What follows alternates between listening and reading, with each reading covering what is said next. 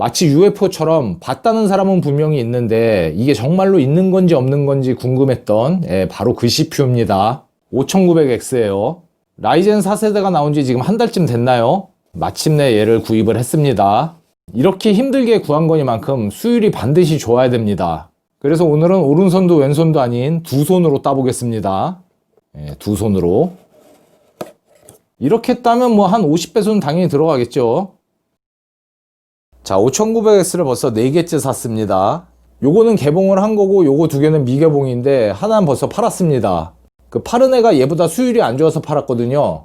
그런데 재밌게도 온도가 걔가 얘보다 한 9도 정도가 낮습니다.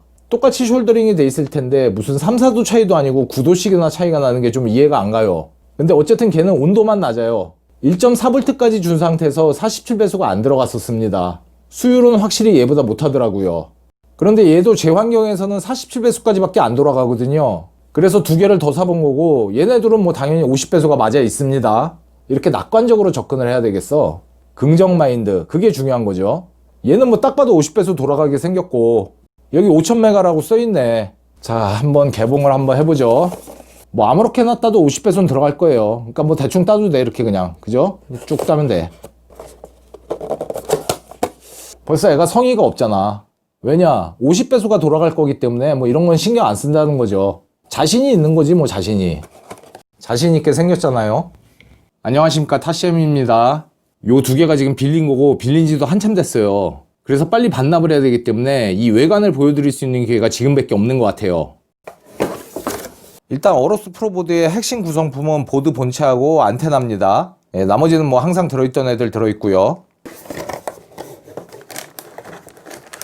엣지 와이파이도 보드 본체하고 안테나 빼놓고는 뭐 나머지 구성품은 다 다른 애들하고 똑같습니다.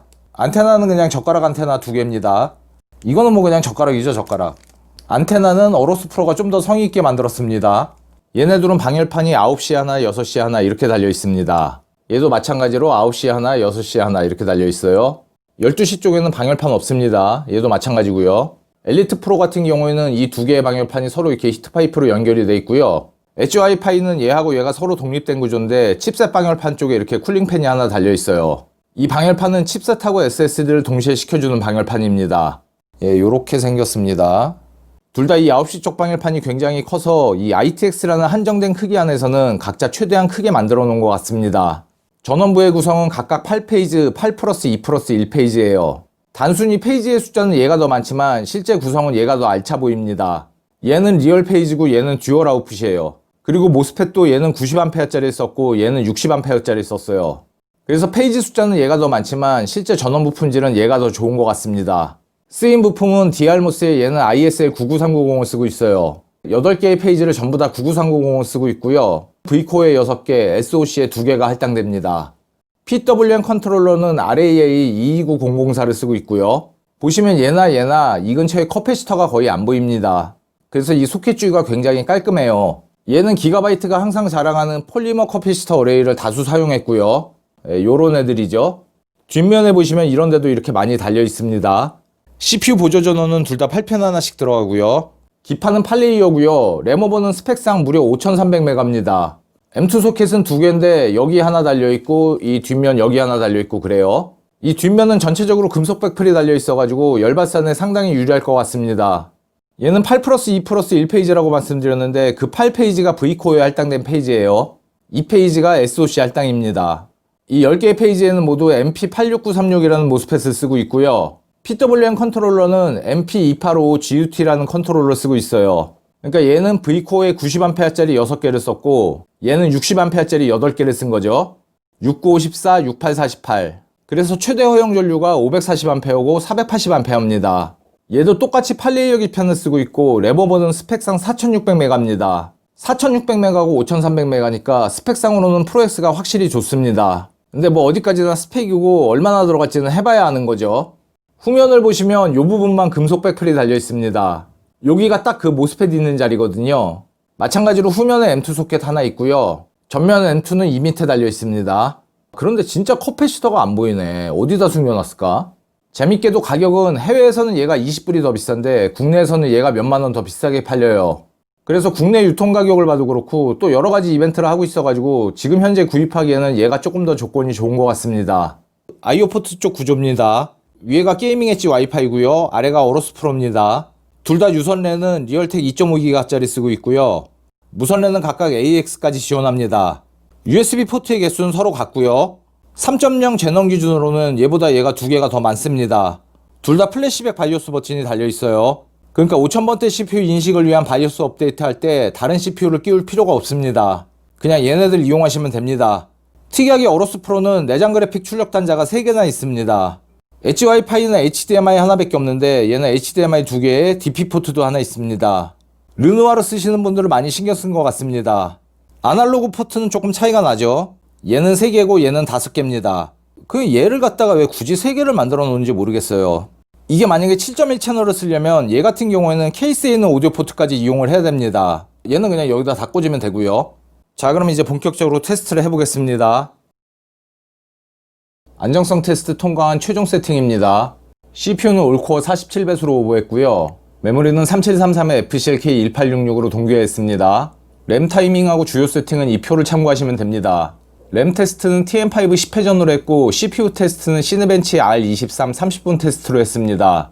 CPU 전압은 바이오스에서 1.376V 줬는데 1.368에서 1.380 사이 왔다 갔다 했고요. 최고 온도는 TCTL T다이 기준으로 82.3도까지 올라갔습니다. CPU 패키지 파워는 214W까지 올라갔고 EDC는 360A까지 올라갔는데 이 보드는 EDC 최대 한계가 360A입니다. 이 보드는 전원부가 6+2페이지거든요. 그래서 SOC 모스펫 온도하고 요거는 V코어에 할당된 모스펫이죠.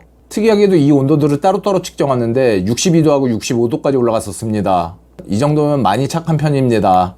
이게 5950X를 끼우고 돌리면 85도 이 정도까지 올라갑니다. 이거는 5950X로 프라임을 1시간 정도 돌렸을 때 결과인데 여기 보시면 모스펫 온도가 84도까지 올라갔었죠. SOC 모스펫은 75도까지 올라갔고요. 그 다음에 HW 인포를 제일 아래까지 내리면 토탈 에러가 나오거든요. 뭐 저는 여기에 에러가 뜨는 걸 한 번도 경험해보지 못했는데 여기에 에러가 뜨는 경우도 가끔 있다고 합니다. 그래서 안정성 테스트 할 때 여기까지 확인해보시면 좋을 것 같아요. 자, 일단 라이젠 오버클럭을 하시려면 이 7가지 프로그램을 먼저 다운받아 놓으셔야 됩니다. 얘네들은 각종 커뮤니티 자료실이나 구글 검색 등을 통해서 쉽게 구하실 수가 있어요. 그래서 링크는 생략합니다. 우선은 램오버를 먼저 해줄 건데 램오버를 하려면 일단 이 2가지 프로그램이 필요합니다. 라이젠 램타 계산기하고 타이푼 버너예요. 얘네 둘의 사용법은 제가 이전에 올린 영상 중에서 라이젠 램타 계산기 영상을 참고하시면 될 것 같습니다. 여기 상단 카드를 클릭하시면 해당 영상으로 이동합니다. 자, 그럼 타이푼 버너는 했다 치고 램타 계산기를 실행합니다. 자, 첫 번째 줄은 젠2 AM4 고르시고요. 두 번째 줄은 타이푼 버너를 통해서 알아낸 내 램의 다이 정보를 입력하시면 됩니다. 저는 삼성 B다이니까 B다이를 골랐고요. 만약 삼성 시금치 쓰고 계시는데 본인 다이가 여기 없으면 그냥 삼성 OEM 고르시면 됩니다. 삼성 램을 제외한 나머지 분들 중에서 여기 본인 램 정보가 없으신 분들은 뭐 최대한 비슷한 걸로 골라주시면 돼요. 그 다음에 세 번째 줄 PCB 버전은 본인 PCB 버전을 고르시면 되는데 저는 매뉴얼로 진행하겠습니다. XMP 램만 매뉴얼 적용이 가능합니다. 메모리 랭크는 1, 2 중에 본인 램에 맞는 걸로 고르시고요. 이 정보도 타이푼 버너에 있습니다. 자, 그 다음 프리퀀시는 본인이 희망하는 값을 입력하시는 거예요. 원하는 값을 입력하시면 되는데 일단 삼성 B다이 가지고 계신 분들은 3800부터 시작하시면 됩니다. 그래서 3800이 테스트를 통과하면 더 위로도 시도를 해보시고요. 3800이 안 들어가면 아래로 클럭을 하나씩 내려보시면 돼요. 제 경우는 이 보드에서 3800이 안 들어갑니다. 그래서 3733을 골랐어요.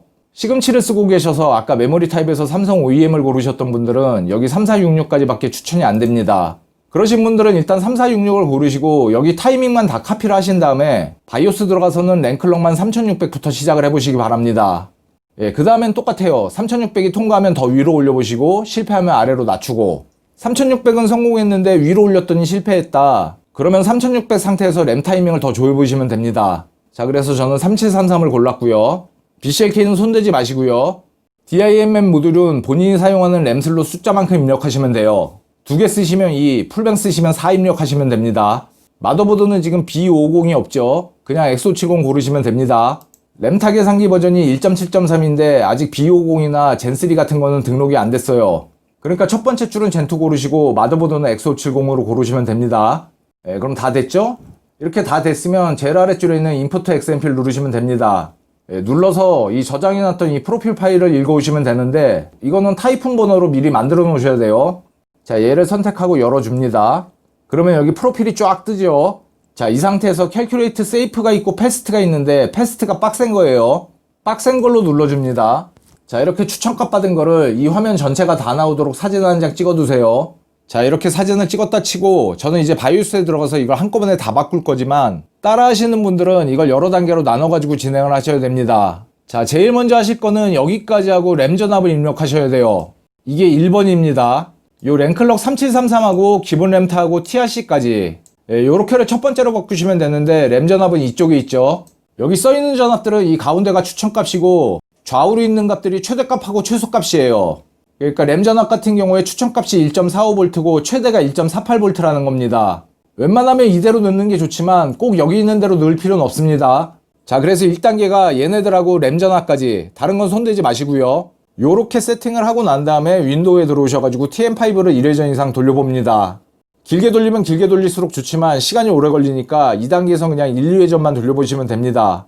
자, 그런데 저는 해보니까 이 CL 값을 11로 했을 때는 아예 부팅도 안 돼요. 여러분들도 하실 때 이 추천값대로 다 들어가면 좋은데, 그렇지 않을 경우에는 적당히 풀어주셔야 됩니다.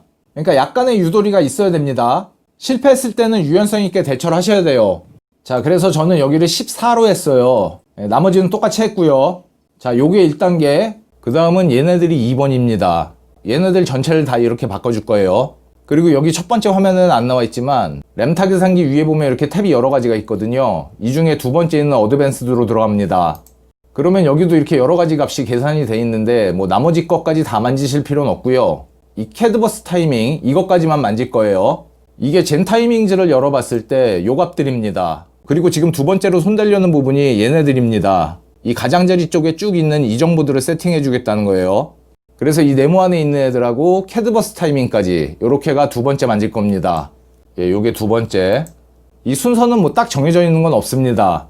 제가 경험상 이런 순서로 진행하는 게 제일 시행착오가 적다고 느꼈기 때문에 이렇게 말씀을 드리는 거고요. 뭐 이게 정답은 아닙니다. 그러니까 다른 방법을 해보실 분들은 다른 방법을 해보셔도 돼요.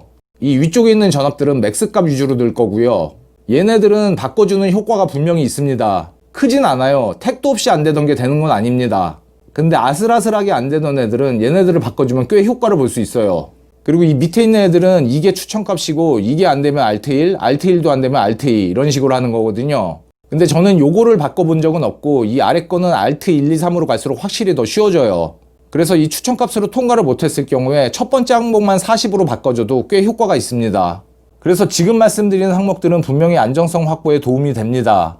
여기에 있는 세팅들이 모두 다 그런 건 아니고요. 어떤 애들은 그렇게 바꾸면 더 빡센 것도 있어요.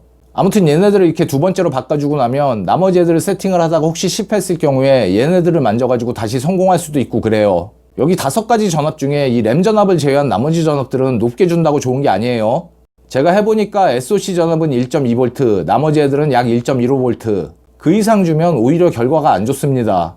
이 세부 전압들 같은 경우에 만져가지고 전부 다 재미를 본 적만 있는 게 아니에요. 반대로 되던 게 안 되든가 아슬아슬하게 안 되던 게 아주 심각하게 안 되든가 그런 경우도 있어요. 그래서 얘네들은 높게 준다기보다 본인한테 맞는 값을 잘 찾으셔야 됩니다. 자, 2단계까지 TM5를 통과하고 나면 요게 3단계예요. 요게 3단계. 그런데 여기 보시면 TRRD-S 값이 2잖아요. 그런데 이 보드는 7654 내려오다가 4 밑으로는 그냥 오토예요. 그러니까 4 밑으로는 아예 숫자가 없습니다. 그래서 이 보드에서 세팅할 수 있는 TRRD-S 값의 최소값이 4예요. 여기는 4를 넣어줘야 됩니다. 근데 FAW 값은 RRD-S 값의 4배니까 여긴 또 16을 넣어줘야 돼요. 지금 여기 추천값은 이게 2니까 2 곱하기 4에서 8을 넣은 거지만 여기가 4면 이것도 16으로 바뀌어야 됩니다. 여기까지가 3단계. 이거 패스하고 나면 4단계가 요거예요. 자, 요게 네 번째고, 이 TRFC가 5번째인데 이 화면에서는 TRFC 2번하고 4번이 안 나와 있어요. 그래서 TRFC 2번하고 4번의 값도 계산을 해줘야 되는데, 그러려면 바이오스에 들어가가지고 TRFC 값을 298을 넣어야 됩니다. 요렇게 298로 입력하고 나서 다시 윈도우로 들어와요.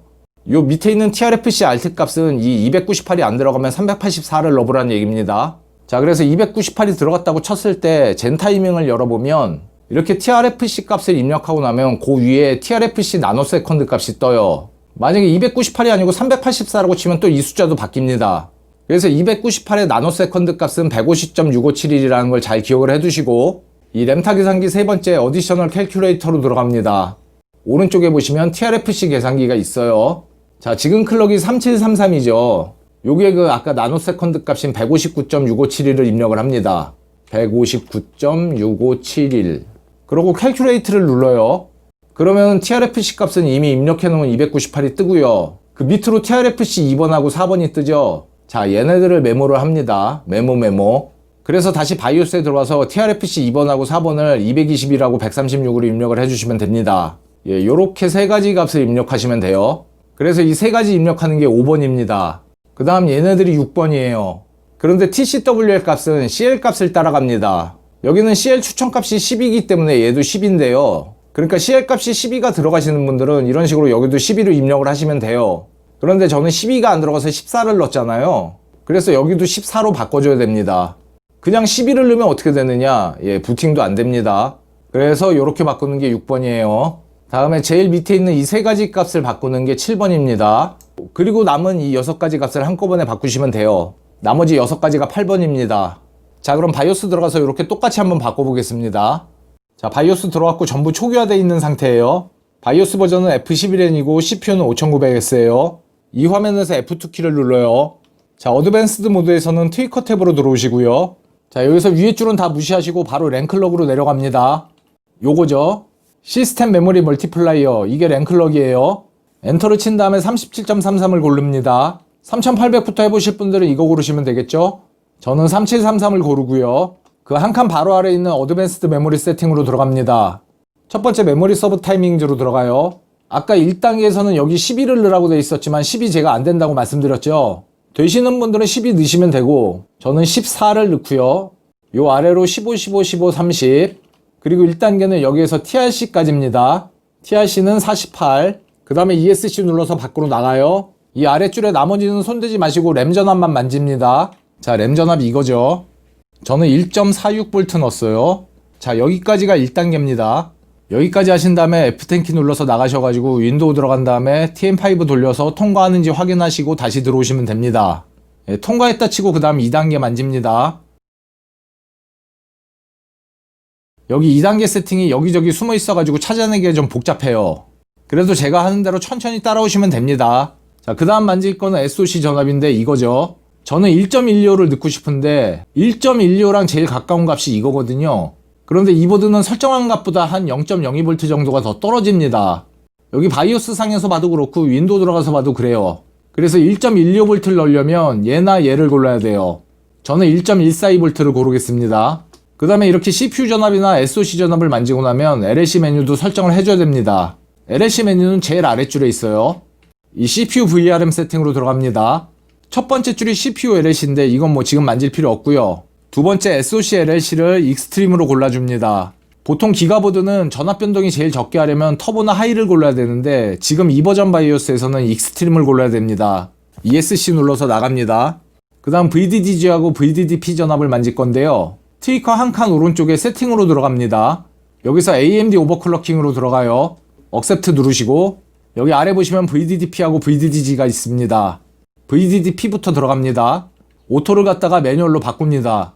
여기는 단위가 미리볼트 단위예요. 그래서 1.05V를 넣고 싶으면 1050을 넣어야 됩니다. 1050 ESC 눌러서 나가요. 그 다음 한 칸 아래에 있는 VDDG로 들어갑니다. 오토를 갖다가 매뉴얼로 각각 1.075V 줄 겁니다. 1075라고 입력하면 되겠죠. 1075 ESC 눌러서 나갑니다. 그 다음 두 번째 줄에 있는 DDR and 인피니티 패브릭으로 들어갑니다. 첫 번째 줄 DDR 프리퀀시 앤 타이밍즈로 들어가요. 첫 번째 줄은 통과, 두 번째 D램 컨트롤러 컨피규레이션으로 들어갑니다. 첫 번째 줄 D램 파워 옵션으로 또 들어가요.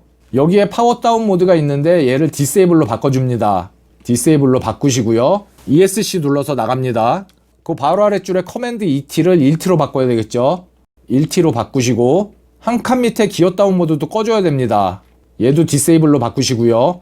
ESC 눌러서 나갑니다. 그 아랫줄에 캐드버스 컨피규레이션으로 들어갑니다. 첫 번째 캐드버스 타이밍 유저 컨트롤을 매뉴얼로 바꾸세요. 여기 매뉴얼로 바꾸면 알아서 빵빵빵으로 떠 있으니까 손 안 대시면 됩니다. 그 다음에 제일 아랫줄에 있는 캐드버스 드라이브도 매뉴얼로 바꿔줘요.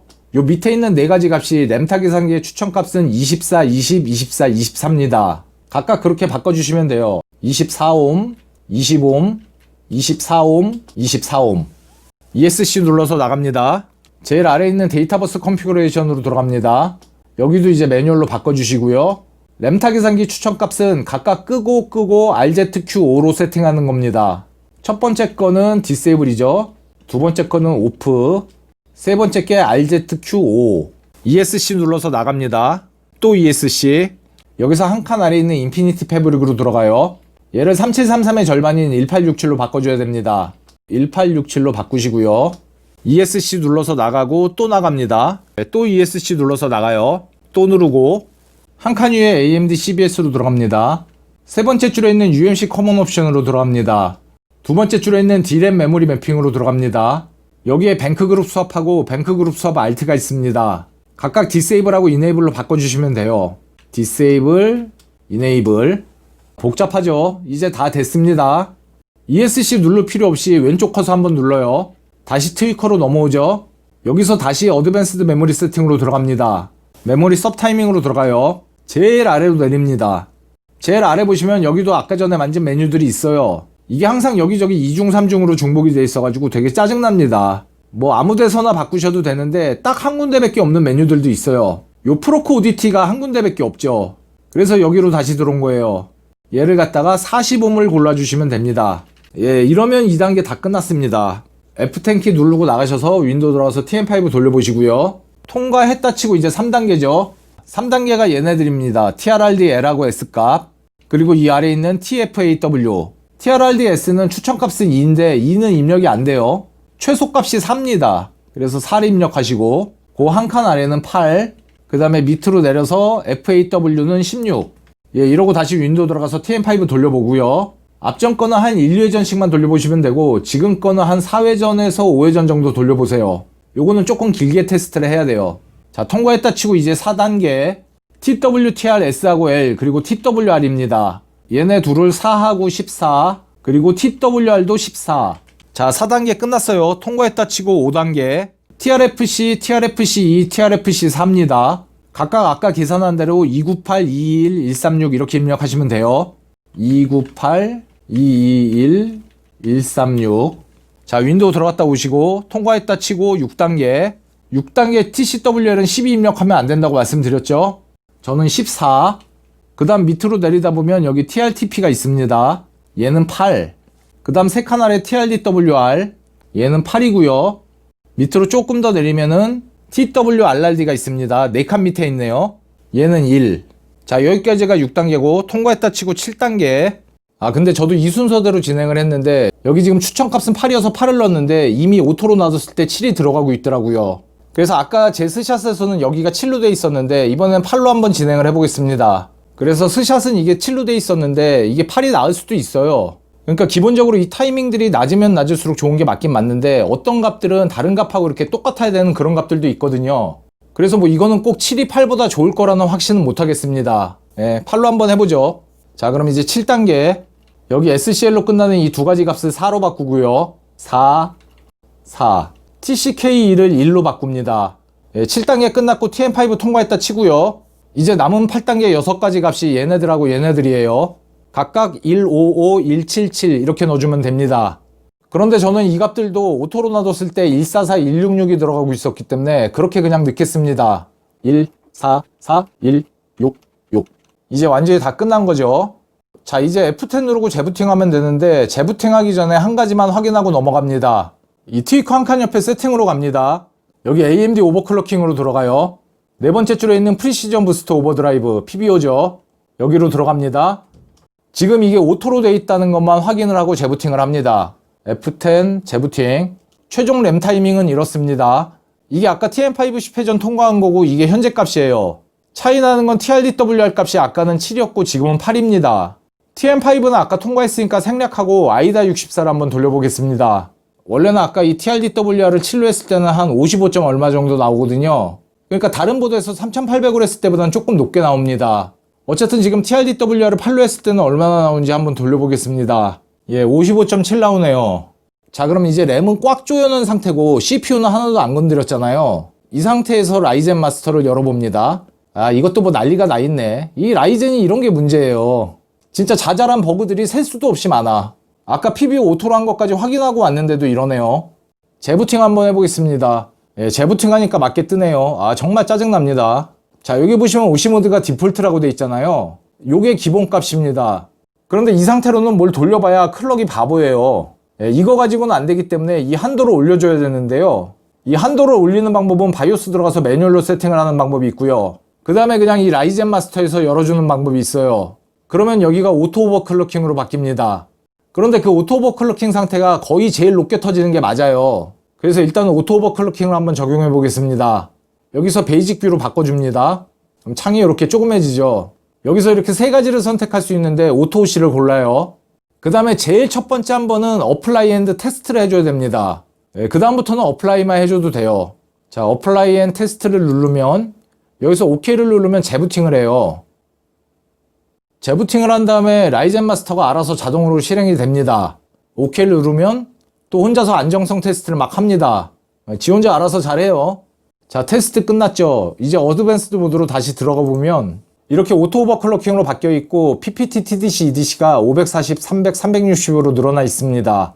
이 상태가 그냥 제일 잘 터집니다. 또는 수동으로 바꿔서 얘들을 잘 터지게 할 수도 있어요. 얘네들을 수동으로 값을 입력하는 순간 PBO로 바뀝니다. 그런데 이 보드는 원래 최대값이 540, 300, 360밖에 안 돼가지고 그냥 이대로 쓰시는 게 제일 낫고요. 고급 보드들 중에서는 이 값들을 아주 시원하게 열어주는 보드들도 있습니다. 그래서 예를 들어서 얘네들을 4000까지 열어줄 수 있다고 해도 그 4000을 입력을 하면 오히려 클럭이 또 안 터져요. 그러니까 이 값들은 너무 많이 줘도 안 되고 너무 적게 줘도 안 됩니다. 그러면 얼마를 주는 게 제일 좋으냐? 이게 프로그램마다 달라요. 시네벤치 R20 멀티 테스트를 예로 들면 여기 지금 TDC하고 EDC가 144하고 225까지 올라가 있죠. 그러니까 이 정도까지 올라간다는 얘기입니다. 그래서 얘들보다 저 한계값이 낮으면 안 돼요. 지금은 300하고 360이니까 거기까지 갈 일이 없습니다. 그러니까 그 값들을 얘네들하고 최대한 근접하게 바꿔줄수록 더 잘 터집니다. 그러니까 지금 같은 경우에는 EDC를 한 240 정도로 하는 게 좋을 것 같네요. 230은 잘하면 거기까지 갈 수도 있으니까. 그런 식으로 입력을 해줘서 PBO로 쓰면 되는데 이 보드는 그 매뉴얼로 설정한 항목이 아주 참 그지 같아요. 그래서 예를 들어서 이 부분을 150, 240으로 입력한다고 해도 그렇게 들어가질 않습니다. 아, 라이젠 마스터 상에선 들어가는 것처럼 보여요. 그런데 이 HW 인포에서 확인해보면 그거보다 한참 낮은 값에서 막힙니다. TDC하고 EDC는 여기 있고 PPT는 여기 있죠. 그래서 이 PPT 아래에 있는 요 세 가지 값을 보시면 돼요. 이 세 가지가 각각 PPT, TDC, EDC 리미티드인데 몇 %를 쓰고 있는지 나옵니다. 지금 현재는 최대 62.8%, 뭐 49.3% 이런 식으로 쓰고 있다는 얘기죠. 그러니까 이게 100%에 근접할수록 좋은 거예요. 근데 또 그렇다고 100%가 되면 안 돼. 그러니까 뭐 한 95, 96 이 정도가 이상적이겠죠. 그 값들을 찾아서 입력해주면 되는데 뭐 입력하는 게 그렇게 어려운 건 아니지만 그 값들을 테스트하는데 약간 시간이 걸려요. 그래서 590X로 제가 시간이 모자라서 이 테스트를 못 해봤습니다. 나중에 뭐 직접 사가지고 해봐야죠. 그런데 이 보드는 말씀드린 대로 뭐 150, 240 이렇게 딱딱 들어가질 않아요. 그래서 결론은 그냥 이 오토 오버클럭킹 상태로 쓰는 게 제일 좋습니다. 얘 자체가 거의 최대에 가깝게 터지기 때문에 그렇게 큰 손해는 아니에요. 아까 이게 오토로 돌린 건데 올코어 44배수까지 터지죠. 이거를 제가 말씀드린 대로 그 한계에 아주 저스트하게 맞추면은 뭐 44.3, 44.5 뭐 이런 식으로까지 터집니다. 그런데 얘랑 그렇게 뭐 또 큰 차이는 아니기 때문에 그냥 이렇게 쓰시는 것도 괜찮습니다. 대신에 이 오토 오버클럭킹의 제일 큰 단점은 PC를 다시 시작을 하면 다시 초기화가 돼 있습니다. 그러니까 재부팅 할 때마다 알아서 이렇게 적용이 안 되고요. 여기서 이 어플라이 테스트는 이제 더 이상 할 필요 없고 이 어플라이는 한 번씩 눌러줘야 됩니다. 그러니까 재부팅 할 때마다 라이젠 마스터 실행해서 이거 한 번씩은 눌러줘야 돼요. 이거는 자동으로 적용되게 하는 방법이 있을 것 같은데 저는 못 찾겠습니다. 여기 설정에서는 아무리 찾아봐도 없더라고요. 그래서 단순히 그냥 PBO 이네이블로 띡 쓰는 것보다는 얘가 낫습니다. 재부팅 할 때마다 한 번씩 눌러주는 게 귀찮아서 그렇지. 제일 좋은 거는 이 값들을 적정한 값을 찾아가지고 수동으로 입력한 다음에 PBO로 쓰는 거겠죠. 그러면 번거롭게 이거 한 번씩 누르는 거 안 해줘도 되니까. 자, 이게 자동 오버클럭 세팅 기본 방법이고요. 자, 그럼 이제 수동으로 오버클럭을 해보겠습니다. 자, 일단 첫 번째 줄은 통과, 두 번째 줄에 있는 스프레드 스펙트를 한번 꺼줘요. 네, 수동 오버 할 때는 꺼줍니다. CPU 레이시오 모드는 올코어로 하는 방법이 있고 CCX로 하는 방법이 있는데 오늘은 그냥 올코어로 설명을 드릴게요. 자, CPU 배수를 여기다 입력하시면 되는데 저는 47배수를 입력할 거예요. 47. 그런데 이거는 CPU 수율하고 쿨러 성능에 따라서 다릅니다. 각자 본인 환경에 맞는 값을 입력하셔야 돼요. 그 다음 한 칸 아래에 있는 어드밴스드 CPU 세팅으로 들어갑니다. 쿨앤 콰이어트 꺼주시고요. C 스테이트 컨트롤 꺼주시고요. 이렇게 두 가지만 꺼주시면 됩니다. ESC 눌러서 나갑니다. 제일 밑으로 내려요. CPU VRM 세팅에 들어가가지고 아까 이 LSC 세팅을 마저 해줘야죠. SoC는 아까 해놨고 이번엔 V코어로 해줘야 됩니다. 얘도 현재 바이오스 버전에선 제일 센 걸로 해줘야 돼요. 울트라 익스트림. 아마 바이오스 버전이 새로 나오면 터보나 하이일 수도 있어요. 이 LSC 레벨은 그때그때 좀 바뀝니다. 자, 이러면 다 됐습니다. 지금 정도 오버만 해주셔도 성능 면에서 꽤 향상이 있어요. 자, F10 누르고 윈도우 들어갑니다. 아, 왜 부팅이 안 되나 했더니 CPU 전압을 안 만졌네요. 이 정신머리 봐라 이거.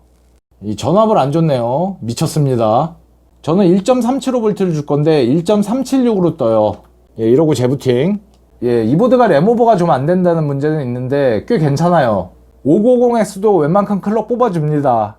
590X 꽂고 오토로 프라임 돌리고 있는 건데 올코어 41.8배수까지 올라갑니다. PPT, TDC, EDC도 여유 있고요. CPU 온도는 83.3도 정도 나왔었고 모스펫 온도는 V코어가 83도, SoC가 75도 나왔어요. 590X 꽂고 프라임 돌리는데 이 정도면 착한 겁니다. 크기에 비해서 전원부는 상당히 단단해요. 단점은 해외에 비해서 너무 가격이 비싸고요. 램오버는 3733까지는 웬만큼 되는데 그걸 초과해선 더 이상 안 됩니다. 예, 그게 단점이에요. 이제 얘랑 경쟁하는 MSI B50i 엣지 와이파이도 돌려볼 건데요. 나중에 걔랑도 한번 비교를 해드릴게요. 자, 오늘 영상은 여기까지입니다. 긴 시간 동안 시청해주셔서 감사합니다. 안녕히 계십시오.